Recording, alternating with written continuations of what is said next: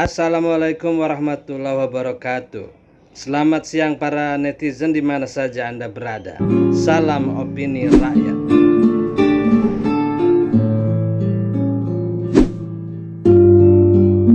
Sejarah perlu dipahami secara utuh dan berkesinambungan.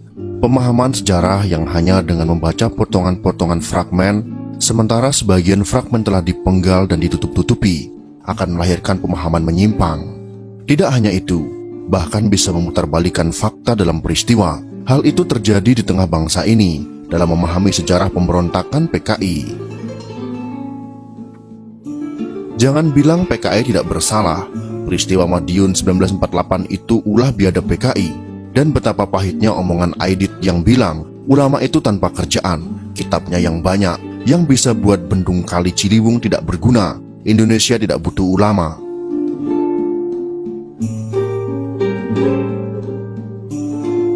Dalam pandangan sejarah kontemporer yang tidak benar, PKI hanya dianggap membuat manuver hanya tahun 1965. Itu pun juga tidak sepenuhnya diakui, sebab peristiwa berdarah itu dianggap hanya manuver TNI Angkatan Darat. Kemudian dibuat kesimpulan bahwa PKI tidak pernah melakukan petualangan politik.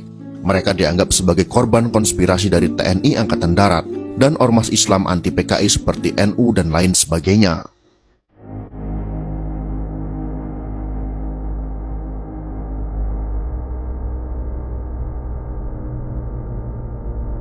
Pemberontakan PKI pertama kali dilakukan pada tahun 1926, kemudian dilanjutkan dengan pemberontakan Madiun 1948, dan dilanjutkan kembali pada tahun 1965, adalah suatu kesatuan sejarah yang saling terkait.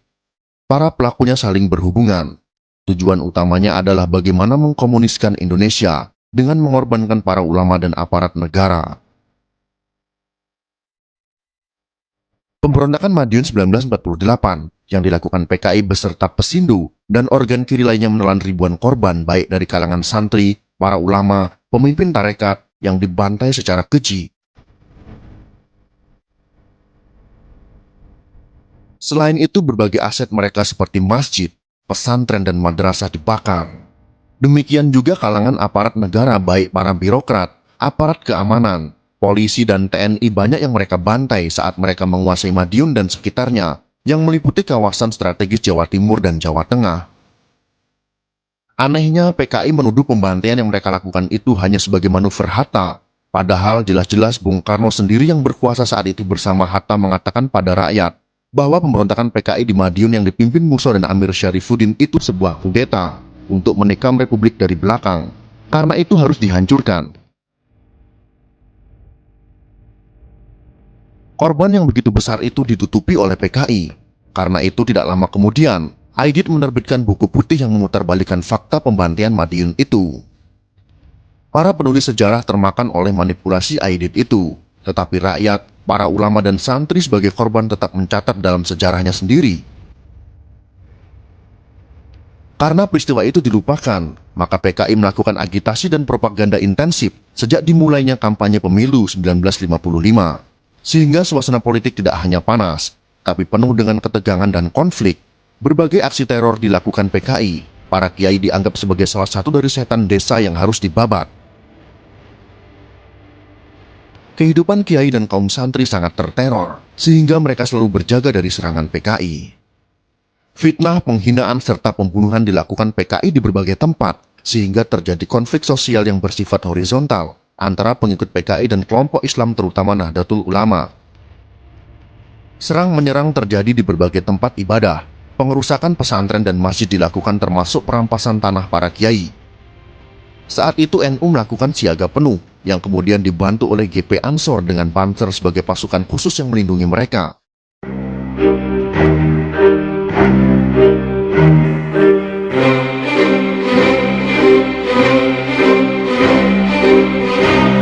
Lagi-lagi kekejaman yang dilakukan PKI terhadap santri, kiai, dan kalangan TNI itu dianggap hanya manuver TNI Angkatan Darat.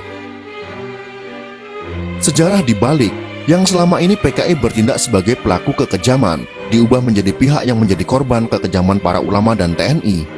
Lalu mereka membuat berbagai manuver melalui Amnesty Internasional dan Mahkamah Internasional, termasuk Komnas HAM.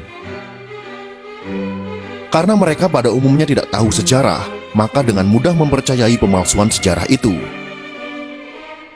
Akhirnya kalangan TNI, pemerintah dan NU yang membela diri dan membela negara serta membela ideologi negara itu dipaksa minta maaf karena dianggap melakukan kekejaman kepada PKI. PKI telah menciptakan suasana sedemikian tegang sehingga sampai pada situasi membunuh atau dibunuh dalam sebuah perang saudara. Oleh karena itu, kalau diperlukan perdamaian, maka keduanya bisa saling memberi maaf, bukan permintaan maaf sepihak sebagaimana yang mereka tuntut. Karena justru kesalahan ada pada mereka dengan melakukan agitasi serta teror bahkan pembantaian. Pemahaman sejarah yang menyimpang ini harus diluruskan karena telah menyebar luas, bahkan tidak sedikit kader Nahdlatul Ulama yang berpandangan demikian. Karena itu harus diluruskan, karena ini menyangkut peran politik NU ke depan. Demi membangun Indonesia ke depan yang utuh dan tanpa diskriminasi, NU bersedia memaafkan PKI sejauh mereka minta maaf. NU boleh memaafkan PKI, tetapi sama sekali tidak boleh melupakan semua petualangan PKI agar tidak terjerumus dalam lubang sejarah untuk ketiga kali. Dengan demikian bisa bersikap proporsional, bersahabat, bekerja sama dengan semua pihak, namun tetap menjaga keberadaan agama, keutuhan wilayah, komitmen ideologi serta keamanan negara.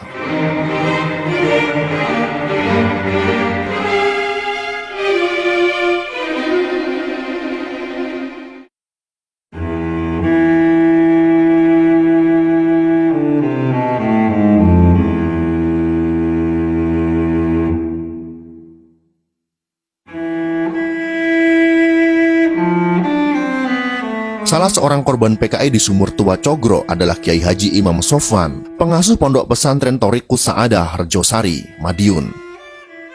Kiai Haji Sofwan dikubur hidup-hidup di dalam sumur tersebut setelah disiksa berkali-kali.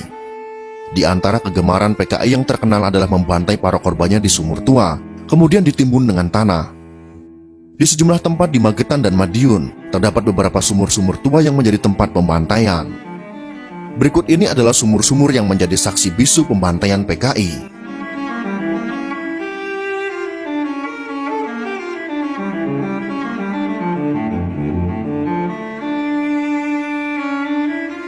Soco adalah sebuah desa kecil yang terletak hanya beberapa ratus meter di sebelah selatan lapangan udara Iswahyudi. Desa Soco termasuk dalam wilayah Kecamatan Bendo, Kabupaten Magetan. Dalam peristiwa berdarah pemberontakan PKI tahun 1948, Soco memiliki sejarah tersendiri. Di desa inilah terdapat sebuah tumur tua yang dijadikan tempat pembantaian oleh PKI. Ratusan korban pembunuhan keji yang dilakukan PKI ditimbun jadi satu di lubang sumur yang tak lebih dari 1 meter persegi itu. Letak Soco yang strategis dan dekat dengan lapangan udara dan dipenuhi tegalan yang banyak sumurnya menjadikan kawasan itu layak dijadikan tempat pembantaian. Apalagi desa-desa ini juga dilewati rel kereta api lori pengangkut tebu di pabrik gula Glodok, pabrik gula Kanigoro, dan juga pabrik gula Goranggareng. Gerbong kereta lori dari pabrik gula Goranggareng itulah yang dijadikan kendaraan mengangkut para tawanan untuk dibantai di sumur tua di tengah tegalan desa Soco. Di sumur tua desa Soco ditemukan tak kurang dari 108 jenazah korban kebiadaban PKI. Sebanyak 78 orang diantaranya dapat dikenali, sementara sisanya tidak dikenal. Sumur-sumur tua yang tak terpakai di desa Soco memang dirancang oleh PKI sebagai tempat pembantaian massal sebelum melakukan pemberontakan. Beberapa nama korban yang menjadi korban pembantaian di desa Soco adalah Bupati Magetan Sudibyo, Jaksa R. Murti, Muhammad Suhud, ayah mantan Ketua DPR atau MPR Haris Suhud, Kapten Sumarno, dan beberapa pejabat pemerintah, serta tokoh masyarakat setempat, termasuk Kiai Haji Sulaiman Zuhdi Afandi, pimpinan Pondok Pesantren At-Thorihin Mojopurno Magetan. Di Soco sendiri terdapat 2 buah lubang utama yang dijadikan tempat pembantaian. Kedua sumur tua itu terletak tidak jauh dari rel kereta lori pengangkut tebu. Para tawanan yang disekap di pabrik gula Rejosari diangkut secara bergiliran untuk dibantai di desa Soco. Selain membantai para tawanan di sumur Soco, PKI juga membawa tawanan dari jalur kereta yang sama ke arah desa Cigro. Kini desa Cigro dikenal dengan nama desa Kenongo Mulyo. Terungkapnya sumur Soco sebagai tempat pembantaian PKI bermula dari igauan salah seorang anggota PKI yang turut membantai korban.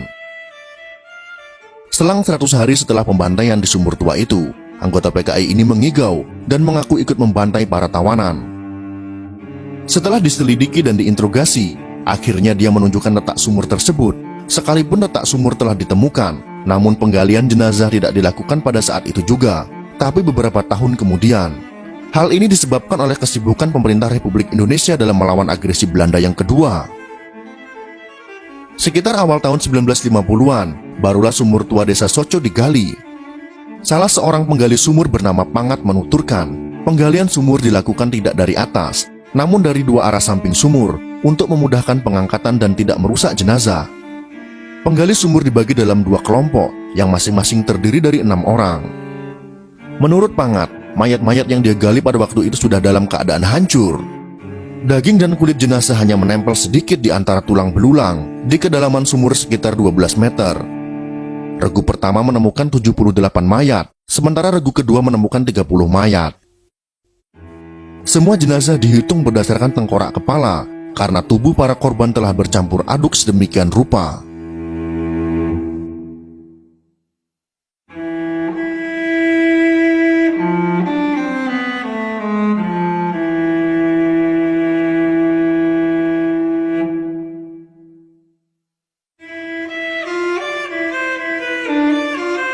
Sobat netizen, apa pendapat Anda? Silahkan tulis di kolom komentar.